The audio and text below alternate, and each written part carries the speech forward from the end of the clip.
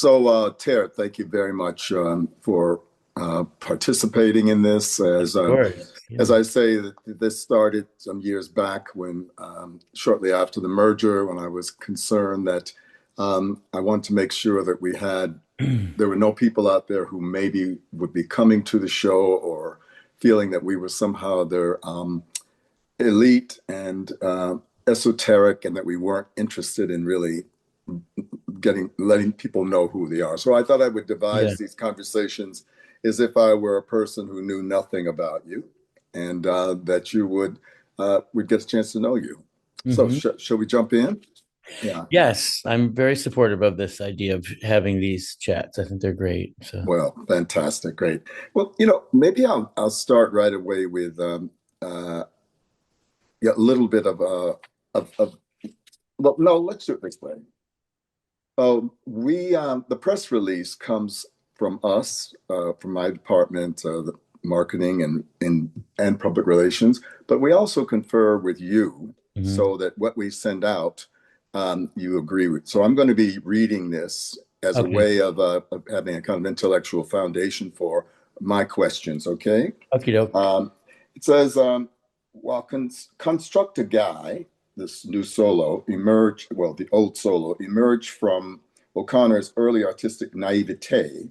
It established the distinctive craft methods, shift in rhythm and energy, spatial fragmentation, a collage sensibility, and fluid movement between multiple meanings and personas that still define his work today, forged from the complex psychological imprint of a closeted childhood. O'Connor transposed strategies for survival into tools of choreographic process early in his career.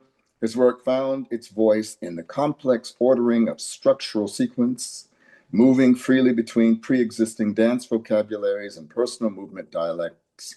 All of these tools and more, plus 40 years of distance, animate his thinking for the creation of the group work, The Lace. O'Connor's commitment to composition as an artifact of thought and an instrument of queer freedom will be on full display in the meticulously etched movement constructions performed by the six outstanding dancing artists featured in The Lace. Over the course of his career, O'Connor has moved away from notions of formalism as an artistic framing device and a remnant of modernism in dance. The structural elements of his choreography shape meaning in the parallel relationship with the imagery. The double life of closeted humans is resituated in the interplay between surface imagery and the subterranean choreographic mechanism that shape his dances and move the images through time. Rhythm, sequencing, velocity, and qualitative texturing are employed to construct a poetic world of shifting meaning, moving away from conventional uses of these tools to find an alternative logic and create an emotional oasis. I think that there's a lot in that. There's a You're an lot in there. yeah, you're an idea guy, and you're famous for being an idea guy. But Mhm. I've read that because I'm going to be returning to it just so we have something to chew on. But I Sure. wonder if you would give us a thumbnail biographical portrait of yourself. I mean, who are you? Where do you come from? And Mhm. how did you get to become the choreographer that you are today? You can do What? that. Yeah. Yeah, yeah. I think we're from similar. I think you're from upstate New York as Yes, well. I am. I'm from I'm from Steuben. Binghamton. You're from Binghamton? No, you're from Binghamton, I No, thought. no, no, no. I went to school in Binghamton. I'm from the Steuben County region of near with Bath, New York, Oh, 40, okay. 43 miles south of Rochester. And you? I'm from Rochester. Rochester. You and Elizabeth Streb. Elizabeth Streb, Dana Wrights, Oh, yes. yeah. Right, right, right. Yeah. Garth, of course. Yes, right. Yeah, so I'm from there. I grew up in a town kind of outside of New York, and like a common lot of white people turning into a rural place, turning into a suburban place, uh, Catholic parents, and a kind of culture of no sexuality and definitely not any gay references. I didn't even know that there was such a thing, but I knew suddenly, I knew at a very young age that I had that. And so I, looking back, I didn't know this when I was there, but looking back, I see like my entire mind is shaped by having to behave in a normative linguistic way with the people around me, and also be watching and keeping track of a complexity of with whom I was too femme the day before. How did I need to rectify that? Shall I do Mhm. it with my syntax by rolling out less florid adjectives, or all this kind of thing with each and every person from every day, and then everything that's coming at you. And I started to invent, or just not invent, but it happened to me that tangent became my very good friend to say, like, let's go around the corner right now, people, because otherwise you're going to find me out. Uh, okay. And that began to be a kind of, when I went to took composition class, they talk about development. I'm like, development of what? There's no forward. There's only sparring and getting out of the way. Mm. And then that became, like a protective device and a way of reordering consciousness to be simultaneously in the common world and in your own realm.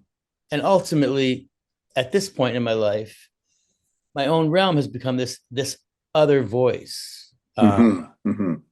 that I have been given enough time and validation to work on, and it becomes this kind of message to anyone to say, like, you could see this as rare, or you could see this as elitist, or you could see this like an opportunity Mm. for you to find this as a portal into a kind of world that you can make up based on your own history, that disincludes those things which you are not friendly with. Well, this is really wonderful information. When did dance come into your life? I mean, did you start at I no, I high started as school? And I started as an actor, if you will, Bill, yes, in at purchase. purchase. Yeah, I was in How the old? acting How old company. were you? How old were you? 18, I guess, when I started. Yeah. All And then right. when I was there, I met, I had the great good fortune to meet and take a dance class with um, Aaron Osborne from the Limon Company. Huh. And I was like, what pool am I? I've been in this pool before. I'm swimming. I know how to swim here. Something was just happening. I had also gone to college weighing a lot of weight. And I came out of the closet in college and I lost almost 70 pounds without changing anything. Hmm. So there's that to know about that. Now that's gone. I was a small anchovy for many years, and now I've returned. So, but that was what was going on, and so I decided like I wasn't going to be, screaming Stella in Streetcar Named Desire if it was like a little twink, and so I realized this is not for me. And I moved into the dance department and I auditioned the day before they opened and they took me in. So, and then What was the style? If I can use that, was it Graham? the Wasn't style Graham? is very important because it was Jacques D'Amboise was the dean then. Oh, really? Yes, and everyone was from New York City Ballet, Interesting. which was good and not good, but Mhm. also it created the whole context for how I look at ballet in my work, and in the world. And I'm not the kind of an artist that rejects history to say I know something better than history. So Mhm. instead, I feel like I problematized ballet in my work to say it's like a virus that's there that comes up and goes away. And you will even see in this work, I have people who have got that training and don't, but sometimes they all are subjected to having to do that style and they come at it with differentiation. But for me, the interesting thing about it is that, it's like having an accent ballet.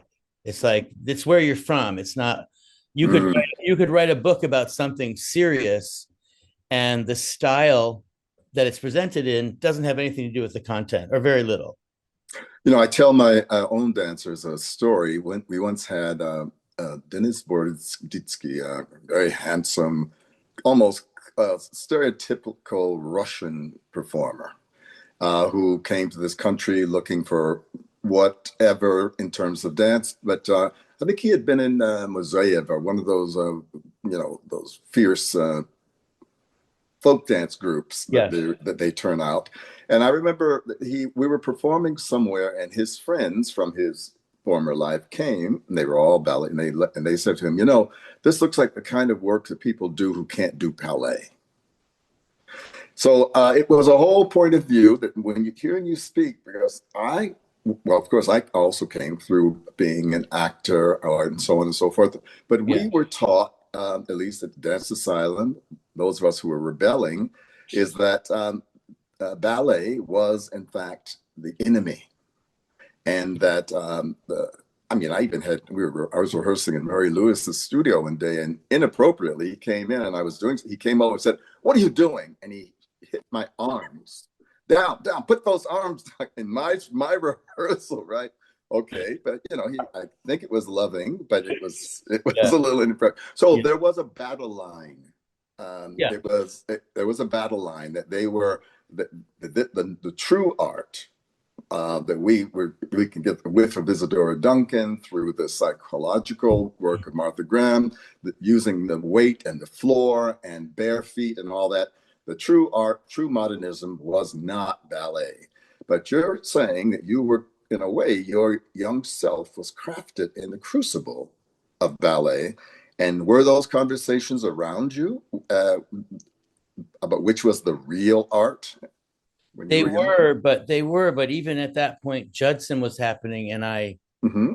mistakenly only gave it, 50% of its due. I mean, I don't, I think that I think the history of the form is like the history of a human. You start out in classicism, you might go to modernism, and then you rebel, and then the fountain turns off, and there's a flood in the plaza, and everything's floating evenly in it.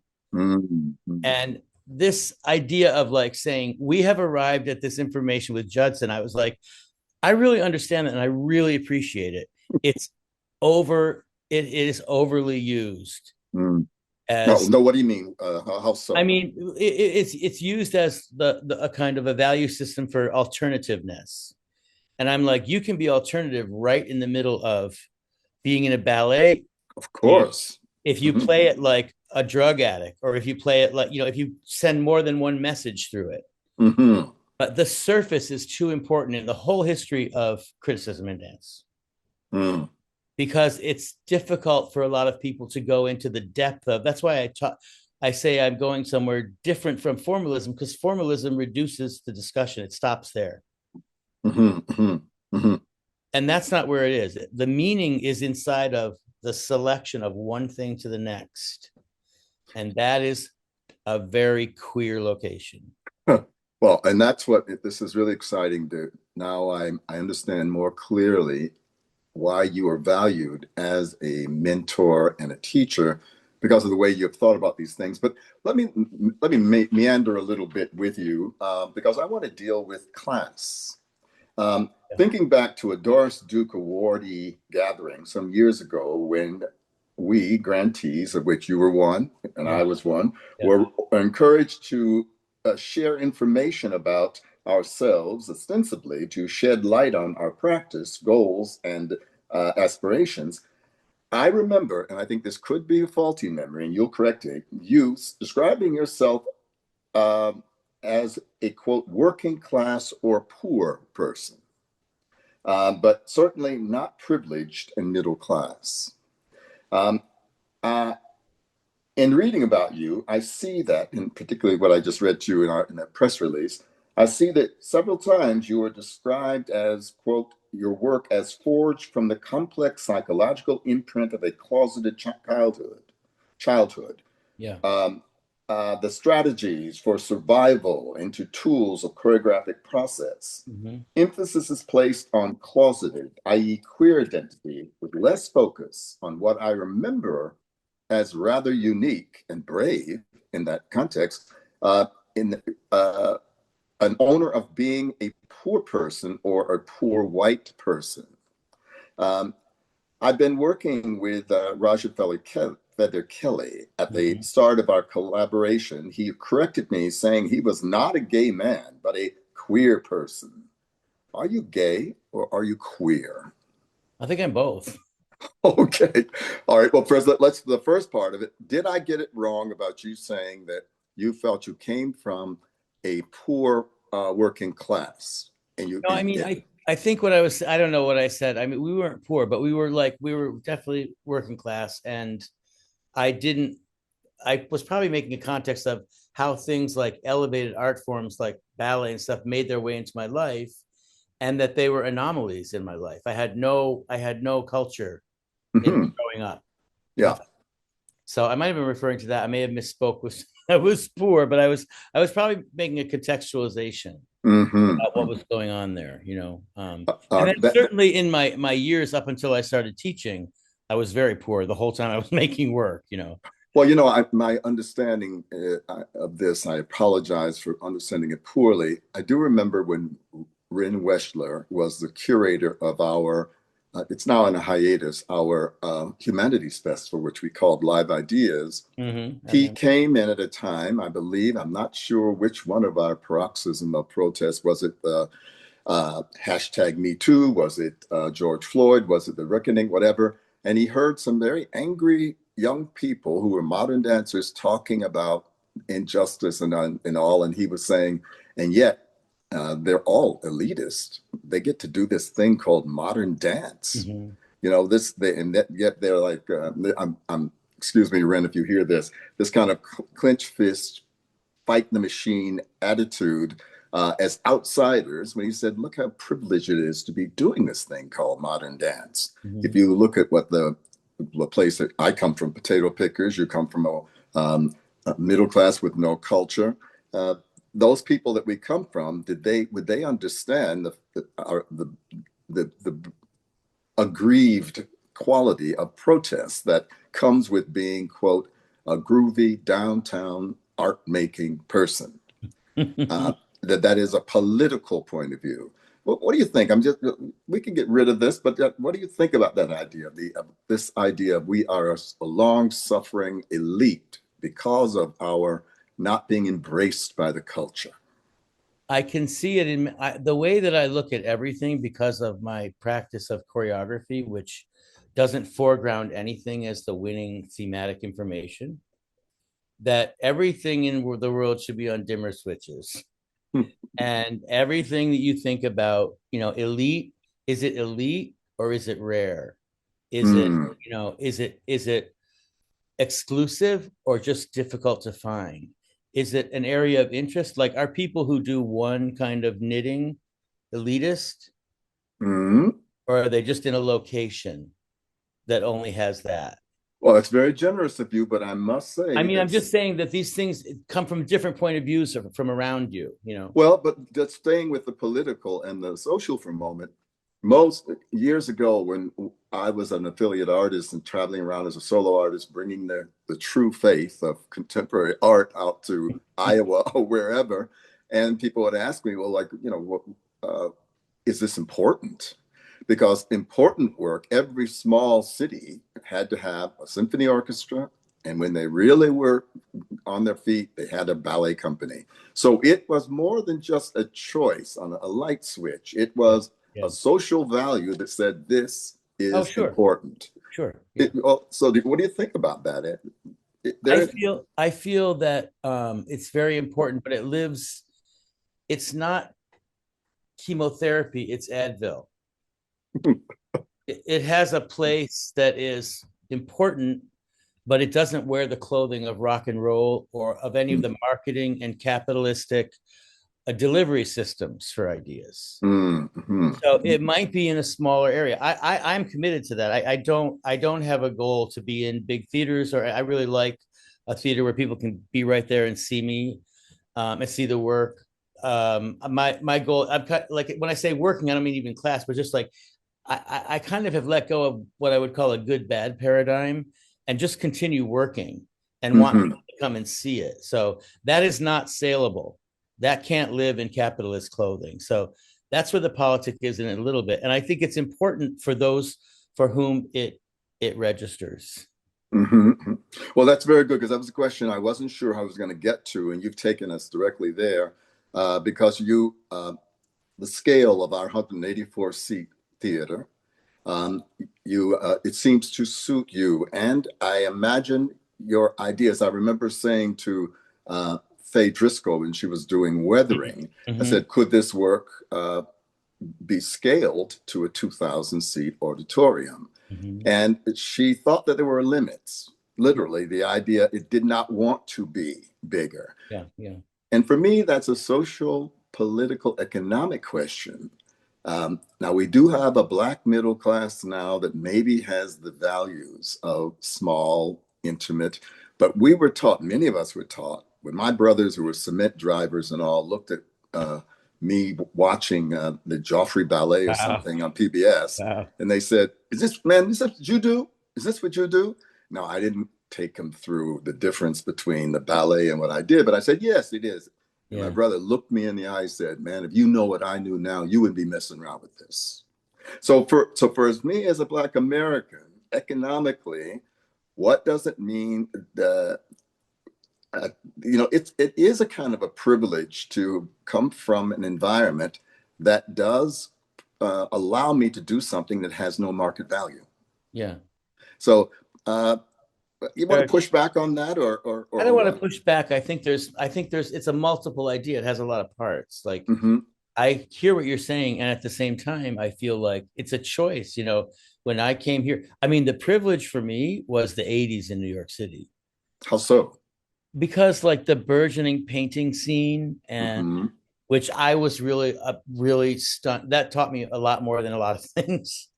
The moment of the BAM and the collaborations and um, all this stuff that was happening and just the availability of ideas. Like I lived on Prince Street above Raoul's for $3 or whatever. Did you really? Yeah, with my boyfriend Enzo at that point. And we would get up and get the gallery guide and we'd go to all the galleries which were down there then, rich people galleries. But for me, they were idea places. Oh yeah. And then I would go to St. Mark's bookstore on Monday and read about all those people. And it was like graduate school for me. Oh, you were giving yourself an education. Absolutely. Yeah. Yeah, yeah, And yeah. I also had an Italian boyfriend, and he was teaching me, and I was learning and living there a lot and learning about film. And film Mm. is a huge influence for me. Yes, Yeah. yes. So basically, I can see it as a privilege, but it's also a choice. You locate yourself there and bring yourself there. And Hmm. what's behind it is not like I'm going to make a million. It's something else, and that energy is also important. Just Well, as we will get people to this, pursue but things, yeah, yeah.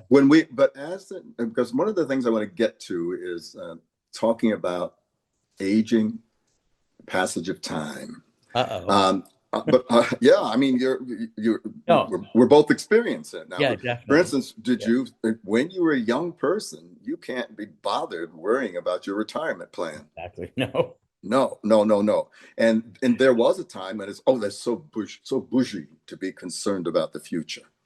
Yeah. So Well, bougie. if it wasn't that for me, it was just like I didn't have any money. I mean, I worked in restaurants most of the time when I was making my dances. I'd work, and I used to work like 5 hours a day, 5 days a week, and then go to a restaurant for many years before I Mm-hmm. started teaching. So that was like made you sweat. But I wasn't like, let me put a penny away from my future. I'm like, what future? I did have what I call daily retirement. I What's would that have mean? What do you I would mean? have a 10-minute espresso on a stoop somewhere. And I used to say, like, I'm not going to have retirement. So I'm going to subdivide it across my whole life. And that's what I used to Quite a mind you have, Tara. Anyways, that is, I think I'm hearing you did not have, you weren't longing to be in the avant-garde club of persons who were saying no to the power structure of capitalism and its cultural monikers. Didn't you have your fist up? You had a fight with the power structure that you were by staying small and quote esoteric. Some would say we're esoteric. do. Mhm. You didn't feel like that made you somehow they're more pure. You feel it was just a choice. I mean, I didn't know anything, these feelings until later. But what I do feel is that, and I feel now, is that the politics reside inside of my work. They're not trumpeted outside of it, but Mm-hmm. they are on every decision. I mean, with Construct a Guy, the whole point of Construct a Guy, when I look back on it, it is like a, a kind of assault on heteronormativity. Every time I do something, I don't allow wait to flow. I cut into it. It's constantly interruptive. You'll see what it's like. Right. So heteronormativity would have free flow and continuity. Well, relative to the history of dance, for me, it is rife with kind of maleness and a certain kind of linearity and Mm. something that I was definitely taking apart. And it also for me was kind of language resituated in dance, by which I mean the underpinnings of grammar and syntax, I think are the place where people personalize language. We have to have nouns we can agree on, but I can take you on a parenthetical phrase that will bend your mind and make you lose your thought, and everybody can.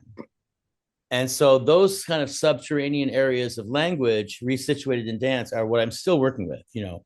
Well, no, it's so interesting that you speak very well and you're like a philosopher in your thought process. But then those are all qualities I thought the Apollonian posture of formalism allowed one. Uh-huh. That's why, but you say you have denied formalism. But Not tonight. I'm renaming it for myself, basically, how so? How so? because I feel that when I talk about it being an artifact of thought, dance, Hmm. the journey from one thing to the next in my work isn't to make a formal kind of Solidian moment. It's a way of, in a temporal form, to create a contour of what it's like to go through thought and the attendant emotions, not thought that's behaving well, thought that is Mm-hmm. free flowing. So I think my work is a little bit of a two-sided coin. It comes in looking like formalism, but what happens inside of it isn't always obeying those things. Right, right, right. And you're saying when a person comes to your work, and this is, I know, because I have waded out into the waters of populism, Yeah. because I have been on a trajectory to prove to my mother and father that though I'm one of the first people in my family who had the luxury of going to the university, but what I'm doing is ultimately in sync with the Black project of pulling Mm, myself mm, up, mhm, which means I should have a house and a mortgage, mhm. and I should have a stable life, and I should not be thrown in jail. I should have managed my life because, this country wants to throw me in jail anyways. Well, but I go to these places and people say, okay, well, I saw you, but what, what, what, what's your message? I feel a little stupid watching your work. What does it mean? And I say, watch yourself watching. Now, is that sort of like what you're saying about these sort of these peaks and valleys that they should feel comfortable with? How do you talk to people who don't understand what they're supposed to get? Or, I would first say, and that's kind of why I'm going to talk between the pieces in this show, mm-hmm, yeah, because I have often felt like there's this little piece of cellophane right in front of the piece, mm-hmm. and people are like, and they're imagining there's some cryptic intelligence there that they can't locate, and I want to just say to them, no, that's not true. And also, this is a way of processing information that doesn't borrow from the kind of exigencies of language. It does not need to arrive at definition. Many things can exist together. I'm looking for the music of the relativity of things. I'm not looking to come out with a cogent message that everyone receives. Mm, And it's the same thing as being, like everyone, I talk about it from a queer point of view, but everyone has this thing. I agree. You present something, but there's a whole other bunch of stuff going on. And I really wish we lived like that. Mm. That's what I'm saying. Instead of saying, just you just say hello to someone like you want to have coffee, and you're just like, ah! Just like respond from where you really are. Well, I don't know if this is on the mark, but that person might say, yes, Tere, we understand what you're saying about this is what your aesthetic is. This is what your approach is. But man, you left me out in the middle of the ocean, and what am I supposed to do with this? Why would I want to? Why should I care about this thing that you're asking me to do? Why should I care about observing this thing that you have made? What I mean, that's I yeah. think because it puts you at the shore of ambiguity, and and ambiguity is a cousin of death. And, Mm, you know, you know, death, you've been near death. It doesn't have a schedule. mm, mm, It doesn't live according to any of the fictions that have been created about it. And I think we did a piece called Rammed Earth. That was a piece that it was, we did it more than anything we've ever done in like 95 shows or something. And each one was in a location that was different. And I was working with this concept, what I call liquid space, like a fixed dance that could go into any space, and like a bag of water that you put in a box or in a bowl like that. mhm. And it would only could have 60 people in the audience. And we had a talk every night after the It show. could only, or you would, you Well, just required that there be no more than 60. Well, we went up to 80, I think, once, but it was like safety in the sides. They were mostly alternative spaces. Hmm, And hmm, it starts with everybody sitting in the middle of the thing, and the dancers doing like a very complicated unison, flying around everybody. hmm, hmm, But ultimately, in the discussions, I was in Concord, Massachusetts, which is very much a lot of white people hmm, and older, like corporate people. And this man stood up and he said, I feel so moved by that, and I don't know why. hmm. And I said, and I just like, that's it. That's okay. How many times are you really thinking that when you like go to Japan and watch someone who doesn't speak your language having an emotional moment with their friend? You sense it, but it's not being named for you. Hmm, hmm. That's a whole realm of experience that I want to say, like, let's go there, because we've not done a good job where we've gone. So let's And open. you're also saying, maybe in a way, this is something Miguel Gutierrez was saying around this question of when people don't get it. He said, "What do they want to get?" Yeah, And oh, he sure, and, yeah. and he implied, and Miguel, he implied that it's not my job to take care of you as an audience. Mhm. How do you feel about that? It's not I my feel job. I feel like it is my goal to have people have a very powerful experience, but I don't worry about accessibility. Mm, hmm, I mean, I'm not doing that in my life. If I come up and I'm, with people, I'm really generous. I'm very interested in other people, but I don't need to behave for anyone, and not even in a rebellious way. Just that's a normalcy for me. So I really invite people into it. But I was going to finish about the Rammed Earth tour. Is that at the end of that, I found out, I feel like, because through many demographics in the audience, every kind of different kind of thing you could have, it seemed to be there were two kinds of people who had a problem with ambiguity and people who embraced it. mm, And mm, that went across all demographics in for all people. And that's something I think that we're doing, is pushing people to the edge of thinking, like, what if you wondered beyond what was being handed to you hmm. in the world? I mean, now, like, the students say, like, everyone says, I low key 100%, blah, blah, all these words that are sold to them from the internet that take away their individuality. And then, like commodities, they have these words. Hmm, And hmm. then you're dealing with a kind of machinery of people. It's frightening.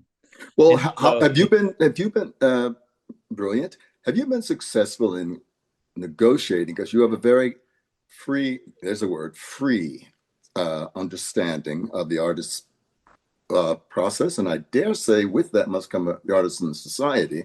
But there's something about our overheated political situation that oh, that I find myself saying, I think when you have to struggle with a work of art to find meaning and whatever, it's good for you, it's good for the mind. And yeah, as a result, here's the kicker, it's good for democracy.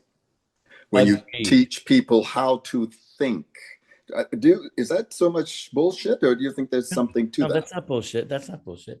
Again, Mm-hmm, it doesn't register, and there's not a lot of voices that get people to the point of one thing to the next. How does that feeling you have mm-hmm, work into how you might be able to assess what's going on politically? mm. There's not a lot of voices that are translating that for people, but that is what's going on. And Say it in your word. Then, how do you when someone says, "In this time that we're in right now, it's so many battle lines being drawn and so many important things being blown up and so on," how do you quote? This is the word, justify, or how do you say to me that your work is relevant How do you answer an aggressive I question mean, like? with due respect, I feel like that's an anachronism because Mm, for me, I feel that I'm not just making dances and then sitting at my house. mm, I'm an educator. We did a whole kind of like DEI quest in our department and decolonization, all these things. I'm involved in the world. hmm It doesn't show up by me saying like I'm a political hero, everybody in my work. It does, it's in there in a different way. So mm. I don't see it as frivolous in any way. I see it as very pointed and a very exacting choice in the world. But some people say like that person's not political. Like, what do you know what they're doing after rehearsal? It might not, they might not be displaying their heroic efforts inside of their work. I know many people who quietly advocate. I advocate, but I don't, that's not part of my work directly. Mm. So that's why I think it's a little bit in binary land. Like you either are political or you're not. And I'm like, no, no, that's not a way to look at it for me. Hmm. No, Everybody's like, got a range, of many, many, many different kind of things coming together, converging. yes, this is like the third time you've said that, illustrated with these beautiful arm gestures of something That's all I can do oceanic and anymore. up and down and what have you. But um, that maybe you should talk to us about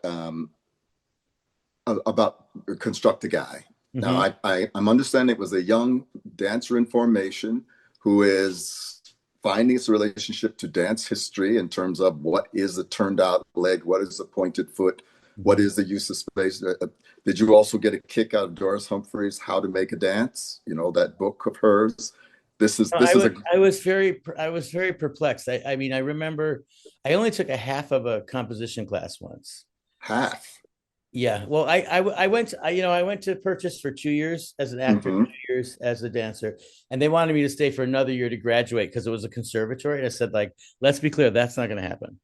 So I No, why was it not going to happen? Because you're getting a little bored here and you want to be getting on with your I life, or I, what I was it? went to an audition for Matthew Diamond Ah, uh, for with like 200 men, and I got in, and so that over thrilled me, and I made a stupid mistake and left. oh, But uh-huh. I'm okay with it. I'm okay with it. But basically, in that class, I remember, and these are all things that were like I didn't know how to state these things yet, but I remember them. I think we were doing a few. We're like, do an ABA, and I'm like, you mean do one thing, do another thing, and then do that again? Why?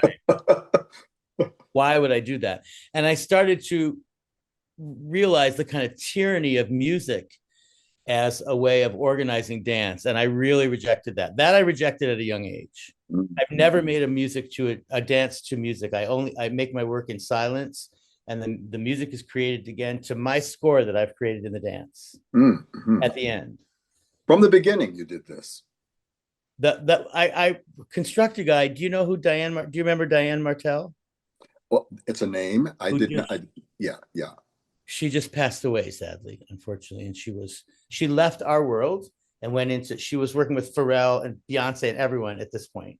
She was amazing. But she and I met her on the street eating a head of iceberg lettuce like an apple. And I was like, that's my friend. I was in discussion, like a innocent person. I was like, I don't want to do that. And she was like, don't do it. So I just made this dance like some energy got me off of my chair and I started making this dance. And it is a critique of something I didn't Now, know. hold on. When you were making a dance, Yeah. you chose, oh, I'm going to have spatial concerns. I'm going to make dance phrases.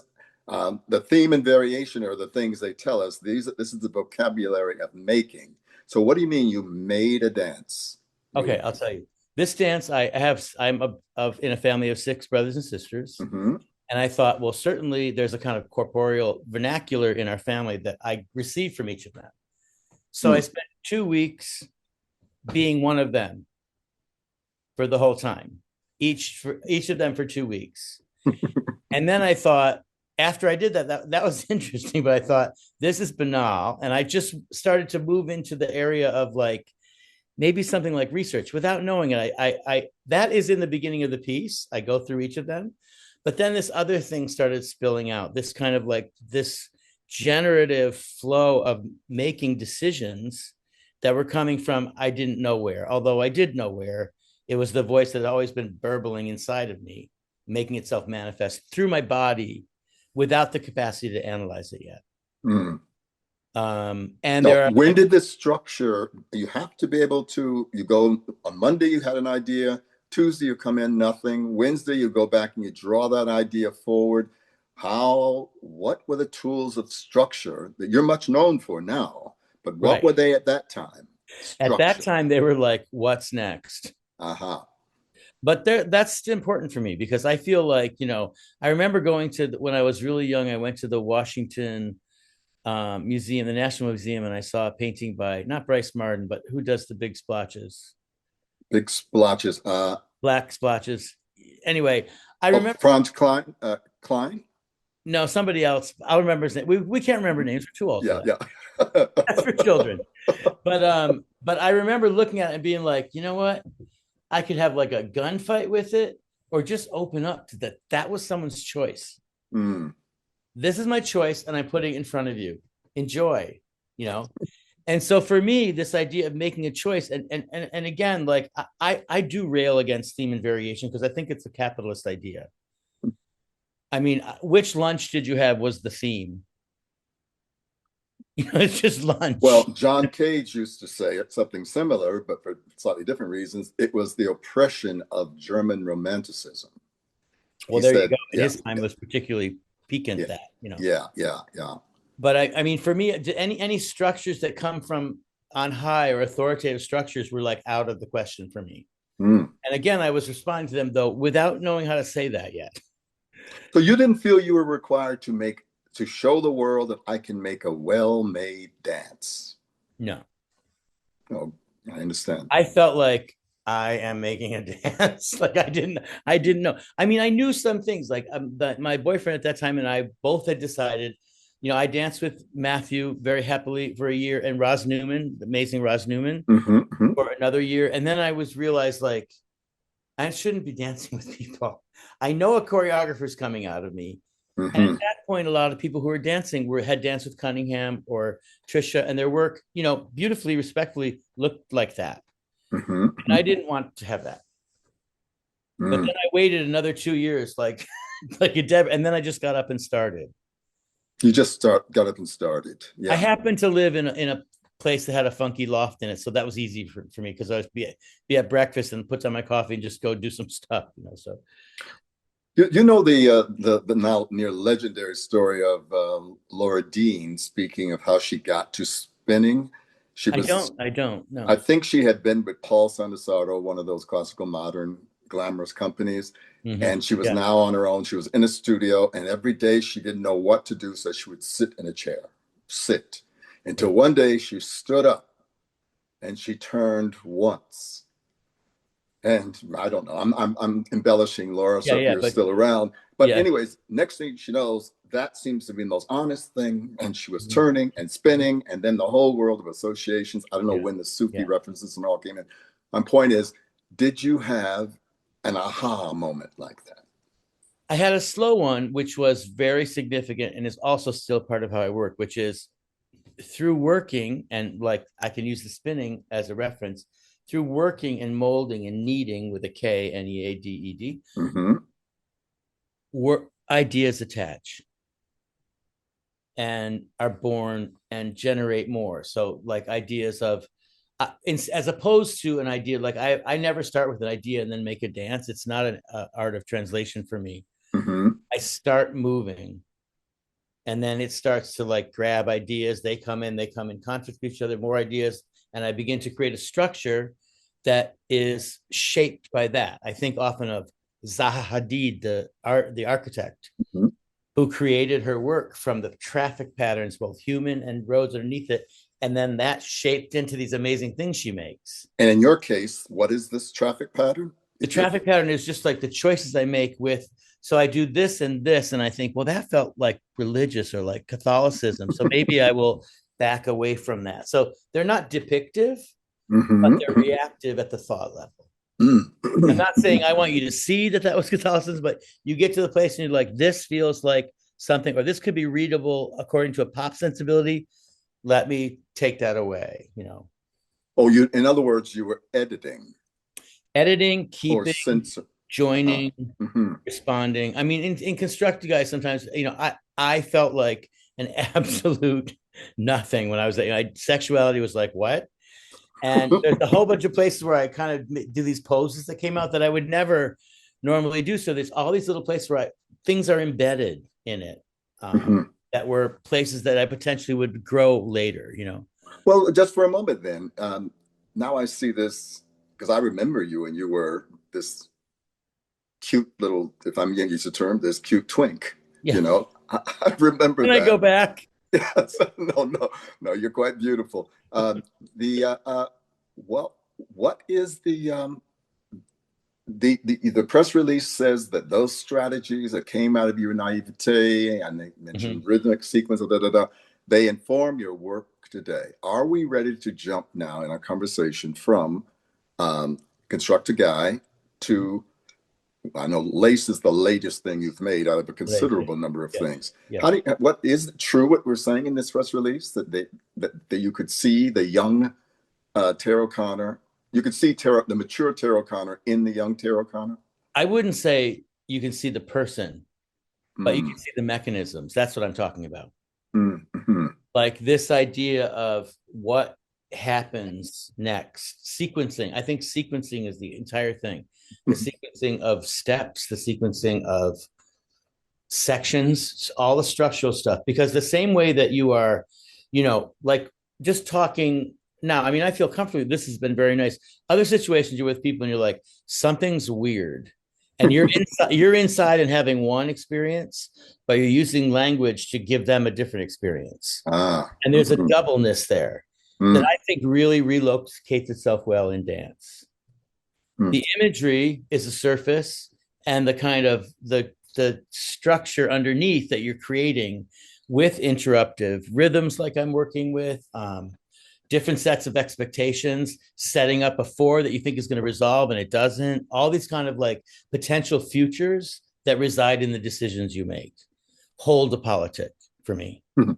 Well, now, just for a moment, the imagery, we could say crassly, it starts with who are the bodies on your stage.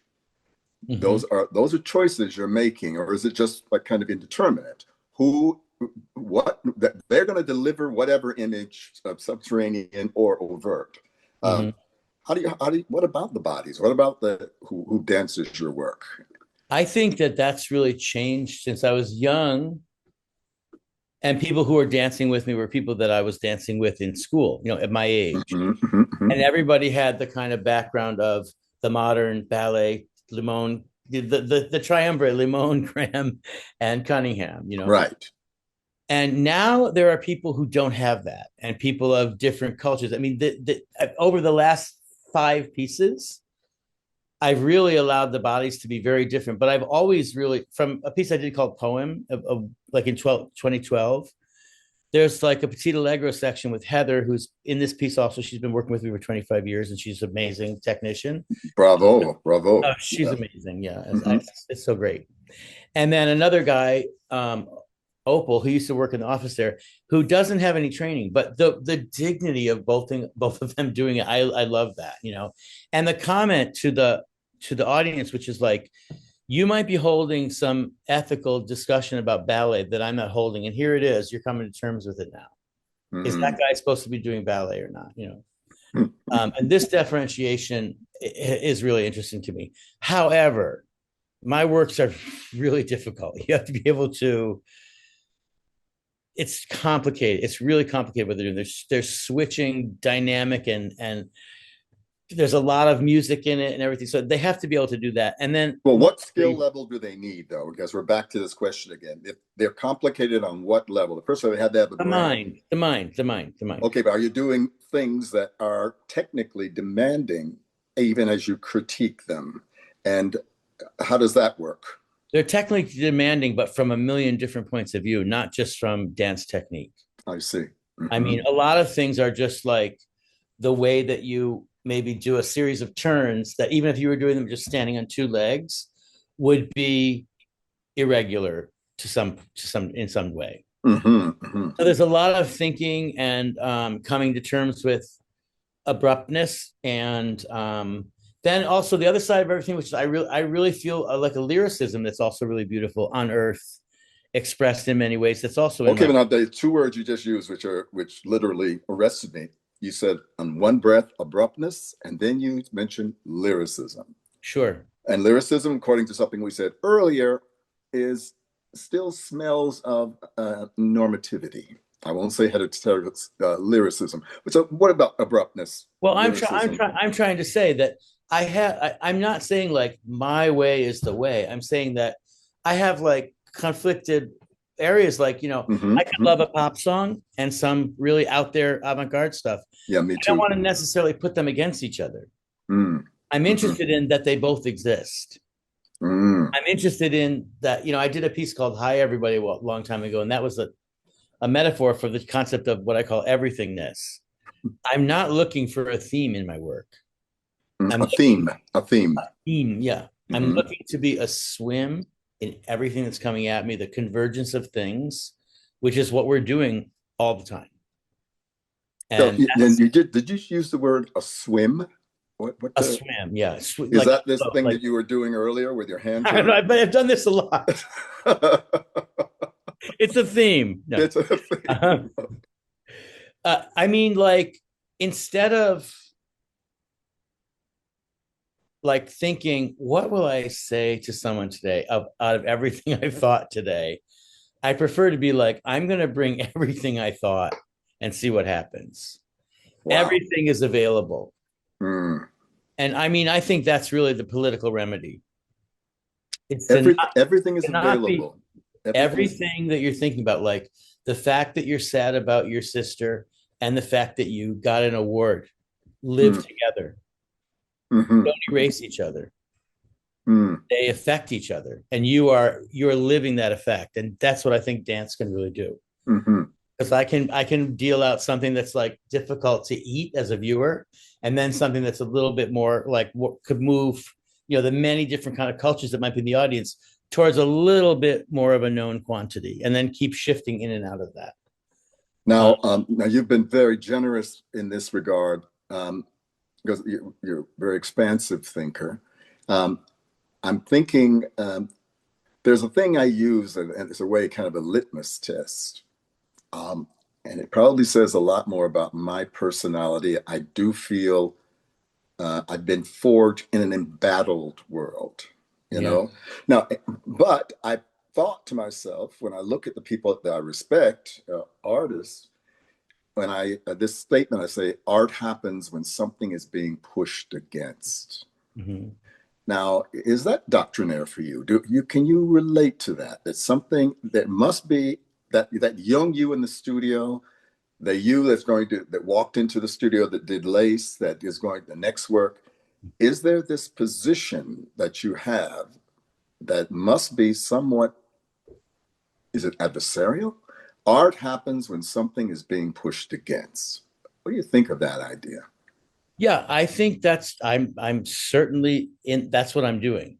Mm-hmm. But the push against might be like 10% too far, Hmm. instead of like very different from and having a desire to express that difference. Mm-hmm. Because a lot of the things I'm pushing against aren't necessarily the horrors of what's going on politically right now. That's part of it. Mm-hmm. But some of it is about, I think, a misunderstanding that people have, that I'm thinking like I'm going to try to just escape that. Being like, things like certitude to me are really horrifying. Really? Mm-hmm. I mean, exactness is great, and a state of certitude, saying like I've arrived at this, doesn't live with me for the constant reconfiguration of things that's happening and the crumbling of realities underneath you all the time. So an arrival at some place is something I'm a little suspect of. Well, we shall overcome. I know in my heart that that someday we shall overcome. This is now maybe it's a little unfair to switch registers because once again it seems like I've gone to the political, but there are certain certitudes that I count on, and I am impatient with that young 17-year-old who was dropping acid at Woodstock and the one who thought that he had discovered everything about freedom and free sex and love and atheism and all, and then to now be every day confronted with a man who doesn't know enough. But therefore, I'm looking, and I have an organization, people that look to me to know. And so, what do you want to do, Bill? Yeah. What is it that you're getting at? Could you Mhm. be clearer? Could you be a little more clear? Now, help me out here. How does that work with you? Um, I think like the life choices I make, the way that I am, I'm really into education and mentoring people, and I'm really like am interested in trying to articulate. I've been thinking about this for a long time. I want to like deliver this understanding of what dance can be and how it is a metaphor for a way of being in life.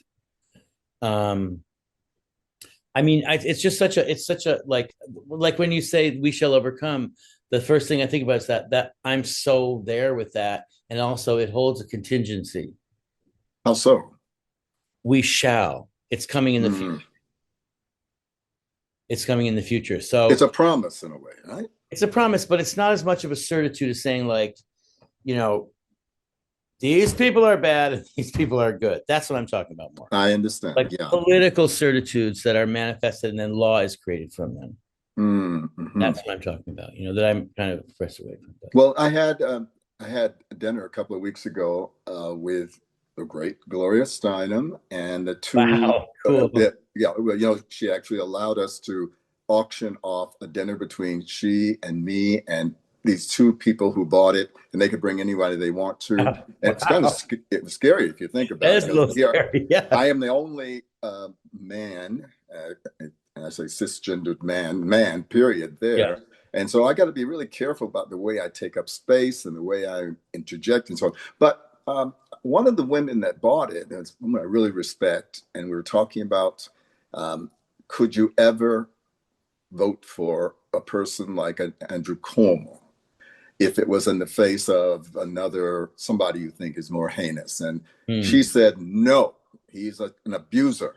And I said, well, having heard Ezra Klein say that the Democratic Party has a problem right now, it is so um, intolerant of anybody who steps away from a certain party line. I think I'm not saying it as well as he did, but I know what he's you mean. yeah. And I said to her, well, but if you could make a coalition, and could that person find a place? Could you see voting for them? But I don't remember what her answer was ultimately, but that idea that she was saying, no, my values are such that no, I could never vote for them. Yeah. Yeah. And that's a certainty you're talking about, or is that a good? Yeah. I mean, I think something about like, saying the doors are closed on this idea has never worked for me.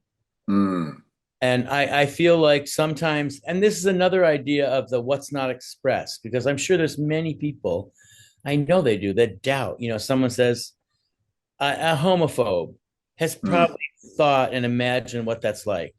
mm-hmm. So there is a place in there, and the door is shut because they're afraid of that. There's so much fear in making Well, I finality. have that. I have a lot of red lines. I don't. Yeah, For me to acknowledge them, I said, no, I am not going to sit across from a person, this charming black woman who says, "I love you, brother, but you're an abomination in the eyes of God." right. Now, okay, what am I going to do with that? Well, No, that's difficult. I get you. yeah, but you know what I'm getting at? 'Cause Yeah, yeah, yeah.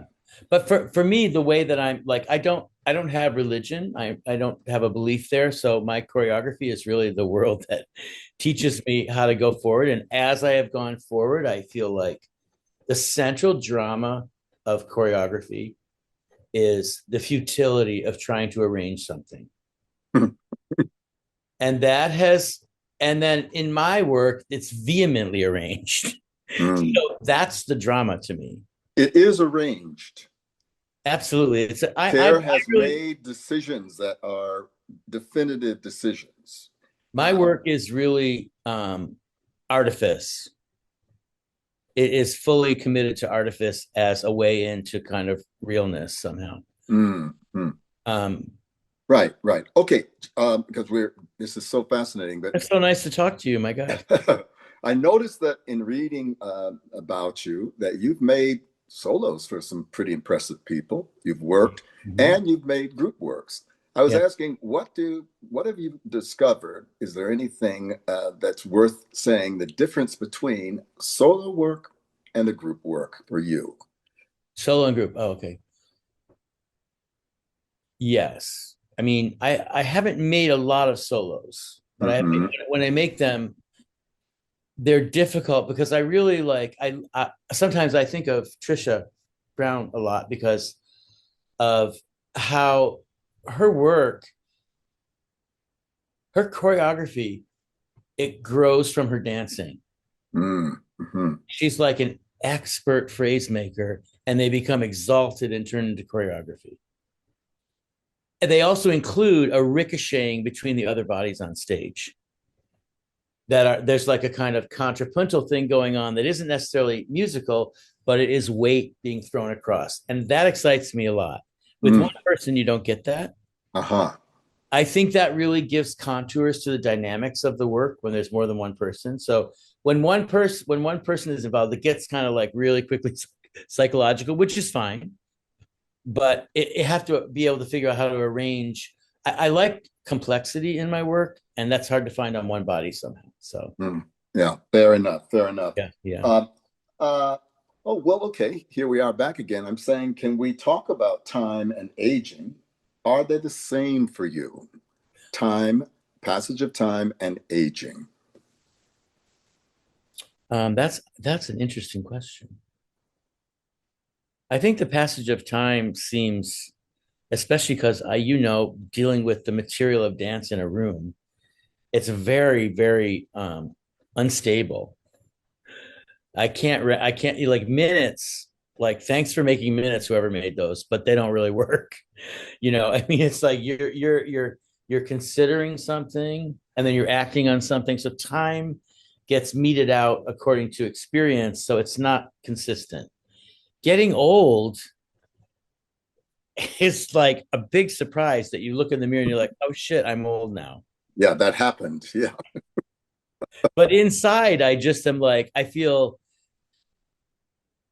have a theory about older people that it's like kind of balsamic vinegar that you become a really reduced essence of yourself. Hmm. That's a good And analogy. Yeah. one thing I feel that is good is like, I was a very, very, very freaked out young person, Mm. worried and scared. And, and I've let go of that. And also, I'm very aware of the amount of validation I have received and support that is attendant to that. Hmm. And it really makes me feel a responsibility to the work and to other people that's just very real and just I really got to. So that's a part of getting older. I kind of feel like teaching grad students, they can really harsh your paradigm and say, Mm. like, sorry, grandpa, that's not right anymore. Oof. Don't you And love that? Oh. it's just I'm at a point in my life where like, okay, it's that I don't want to push against that. I want to hear that and be like, can I make a space like that in my own mind to question what I'm doing? To say, like, you look at that, you made it, you're all like, that's really great. Wait, look at it again. Put that person's voice in your mind Mm. or that kind of point of view. And so you have like this circle of voices that you can adopt that I wouldn't have been able to done would not have been able to have done. That was a participle salad there when I was younger. Yeah.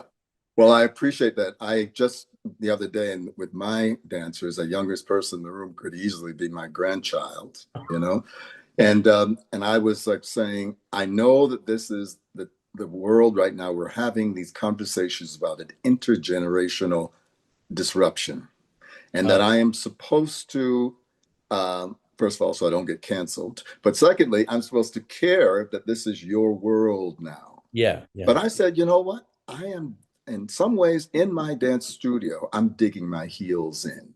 Mm-hmm. I'm saying that this is how these were my values. Someday, when you're talking about him, whether you call him a son of a bitch or you said that he was a saint, he actually had something that he was standing by. Now, does that make me an old curmudgeon? I think it changes by the day, but I just want, it's great to hear what you're saying because I want to be able to do that. I have to be able to do it to keep peace. Uh, but there's something that they should know that there are some things, ways of being. Can you imagine if Merce Cunningham was different? If Trisha was different, Yeah, if Martha yeah, Graham was different, yeah, you yeah. know, uh, they're not here now. They're all dead. There is a yeah, it's there's a lot of stuff I would say that I'm sad about that isn't in their realm.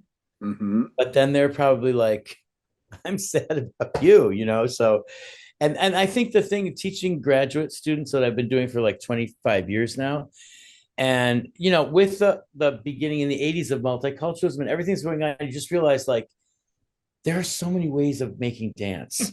Mm. And the only thing you can teach is any kind of central question that might apply everywhere. And that question to me is like for everyone and anyone, is like, what are you doing? But you take it to the actual, which is probably the discipline that you have. But I'm going to say there have been instances where a person came into the room with the sense that they are entitled, Oh yeah. that if they are uncomfortable, the whole room should stop. The room should stop, and we've got to organize. Why am I uncomfortable now? Now that I did not have a political way of doing it, but I actually said something really harsh to them, and I'm still paying for it now, you know. But you know what I'm getting at? That is, to me, that That's is a not step to, generational though. you don't think so? Well, I mean, I've had those people, the brooding people that bring a whole bunch of gray Dickensian stuff into the room. And you're like, where's the wastebasket? I don't care. You know, you're gone. Because, and going back to the people that work with me, that's another thing is the people that work with me are like, could be my friends. They're not children Mm. that are Hmm. working. They're not, they've chosen to be in my work. They're not like mercenaries who will do any job. They Mm. know what they want to do. And that's really important. So it kind of precludes anybody getting into that behavior a little bit. Hmm. So, but that, yeah, I mean, that's a different thing. But when people are doing that, But you would admit that that's a byproduct in a way of a certain. I hear the New Yorker lady saying the permissiveness of the '60s. You can see the permissiveness, and of which I was an example of what was wrong with yeah, everything yeah, because they allowed me to be. So I don't want to be her, but there is something about the world that we made those kids. We yeah, made those people that feel that they are extremely solipsistic, yeah, extremely self-involved, and I say all artists are self-involved sons of yeah, bitches. yeah. Well, what do you think? Is this worth pursuing, or I think you've been very clear that some behaviors you don't accept. You mean in other people or Well, in in terms of in your practice, my in your practice? work, there are ways that this is what I need in my studio. Well, yeah, I mean, I think the job there is to state that at the outset, which I do.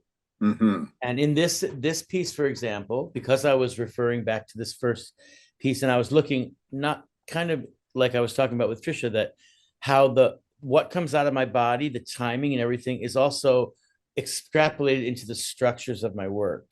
And so for this work, I made all the movement for this dance. Mm-hmm. And they're fine with that. And I said, however, you have a great responsibility to like, you are the first audience to what I do. Mm. And you can perform it in any number of ways and hopefully many ways. You can Mm-hmm. be editorializing around it inside of it. You could be a character. You could be yourself. You could be disinterested. You could be interested. It is a place for you to vibrate in. Mm-hmm. And that's what all these people know how to do. And it's So that beautiful. don't take up too much. That's a wonderful response. But just, is there anything you want to say about how you work with your collaborators? With Uh, the designers and things. yeah, who leads? They come in with an idea, or you tell them this is what I'm thinking. How does that work? Let's say in music or sound Well, with score, or music, for example, I'm making the music for this, and I've made music for my last four pieces. But I work mostly with James Baker, who for 30 years, who's someone that has made all my music. mm-hmm, And mm-hmm, we had an amazing relationship. I know him from college. He's like a very advanced musician. He was in the orchestra of New York City Ballet. He conducts for the Talia Ensemble. He's a Baroque specialist. He's like amazing. Hmm. We would do this process at the end of the piece. I would give him the score and we would start to make, he would write the stuff. And it was very, very connected. It is coming from me because my one of the things about dance where I probably am a little bit too hard is like I am not interested in making a dance to music has kind of sullied the whole critique of dance because people are, a lot of critics for the earlier days and even still are like, it started out like this, but it didn't, blah, blah, blah. Please. According to what value system, you know?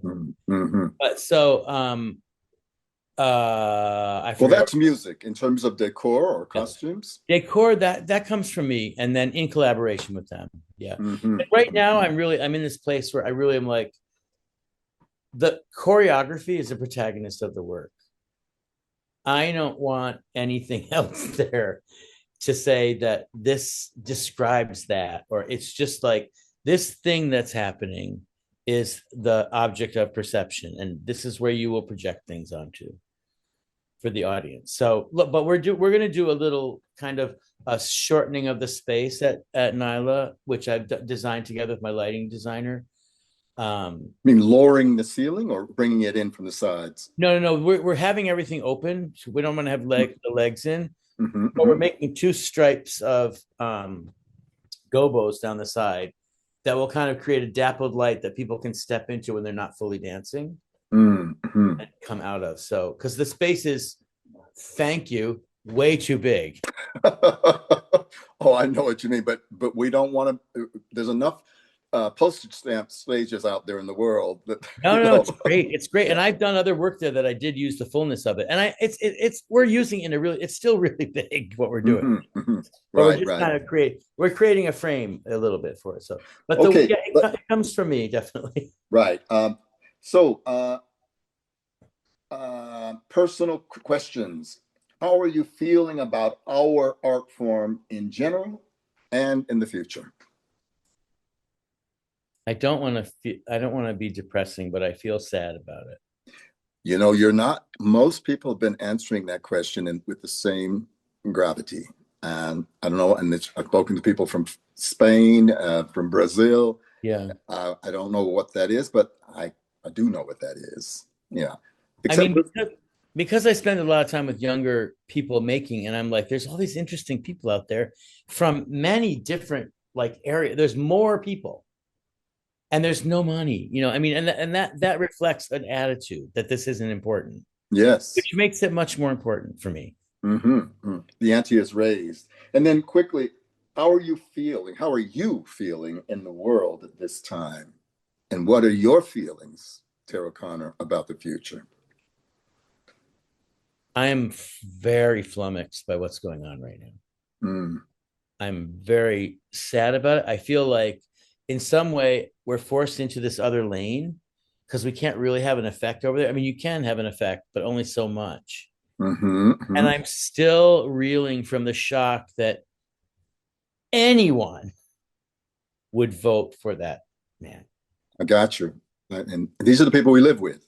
And I These are mean our. from 2014 Hmm. when Hmm. it was a joke. Mm. That is shocking to me. I didn't know that there were all these dormant, people that would go after that. It's really shocking and scary. However, the person that I met, the person I've always met in you, is a person that actually has, I sense a hopefulness in you. Is that all acting? I sense No, the kind of love and warmth in you. I feel like, privilege or whatever you want to call it, that I am very lucky to be in the situation I'm in doing this thing that is really deep for me. Mm. I don't have to cut off any edges. I mean, look what I wear. If I had to wear a suit, I would be ripping it off at the desk, and I have not Hmm. to do that. So I do live in, freedom. I live in a place that I define mostly, and I spend time with a lot of people that values things I value. So, and I do feel like for younger people to say like, don't think that this is something that I know how to do. This is something I know how to wonder about for a series Mm. of years, and that's what you should do, assess and go forward and keep going. So And the I, future? And the future? for me, Yeah. oh, let's see. I haven't, I don't know. I'm going to probably retire from school in 2 years. Mm. And I'm going to try to live in New York, but might not be able to afford that, which would be very Mm. sad because this is my city. Hmm. I Hmm. feel bad about that, but Yeah. I might move upstate. But also, I'm going to keep making work. I want to keep making work however I can. I mean, that's just like Hmm. Hmm. essential for me. Well, Um, Tere O'Connor, you are a treasure. Thank you very much for this program that starts with an early solo, a naive solo, and then it takes us right with you actually having a little moment of editorialism. I don't know what that moment is. I won't even ask you about it. I'm going to try to be like a little white tab next to a painting. Oh, I I want to see. be explanatory, but I'm a little bit too, what's the word for that? Maybe, I don't know, convoluted sometimes, but I'm going to really try to do, I want people to understand what I'm talking about. A friend, I would think I could say they were a friend, Kirk Varnado, the great curator Wow. from Modern, and his wife Ellen Zimmerman, a wonderful artist. We were close just before he died, And I remember I'm interviewing him about something, and he said that something he got from his wife, Ellen, about I just have to tox. plug in the electricity. Go Okay, ahead. I can hear you. I can hear you. toxic certainty. Oh, yeah. And I think she's called it the Thelma and Louise question. As a woman, Sure. she felt that film was about a certain kind of toxic certainty. Sure. So there's a leitmotif in our discussion about certainty, isn't it? And Yes. that it Yeah. can be toxic. Absolutely. Yeah, yeah. Well, And anyways, choreography can diffuse that, in my opinion. that's you're raising you're waving at how we used to say it in the 60s, waving your freak flag. Your freak Is that it? flag is yeah. All right, Tara. Thank you so Yeah. much for everything. How Thank you for nice to this talk wonderful to you. conversation. Yeah, Thank to, you. to I be look forward continued. to Okay. seeing you at the show. Good. Fantastic. Take Bye bye care. now. Take care.